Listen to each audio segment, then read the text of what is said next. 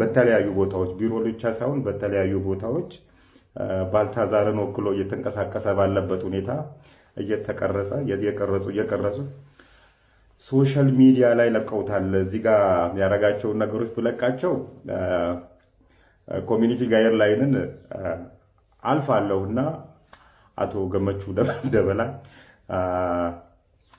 ያለመከሰስ መብታቸው የተነሳው በዚህ ጉዳይ ነው። እሳቸውን ስንመርጥኛ የዋጋ ንረቱን ይቀንሱልናል፣ የኑሮ ውድነቱን ይቀንሱልናል፣ አንዳንድ ነገሮች ያስተካክሉናል ብለን ነው።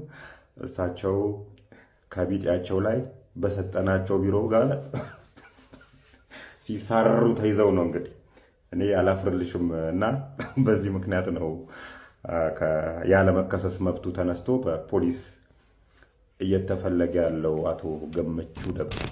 ባልታዛርን እንግዲህ የማያውቀው የለም። ያው ኢኳቶሪያል ጊኒ መሰለኝ የዛ ሀገር ባለስልጣን ነገር ነው እና ከብዙ ሴቶች ጋር ወደ 400 ቪዲዮ ያው ወሲብ ሲፈጽም የወሲብ ግንኙነት ሲፈጽም የሚያሳይ ቪዲዮ ተለቆበት ነበር እና ኢትዮጵያዊ ባልታዛር በሚባል ደግሞ አንድ የመንግስት መስሪያ ቤት ባለስልጣን ውስጥ እንደዚህ አይነት ቪዲዮ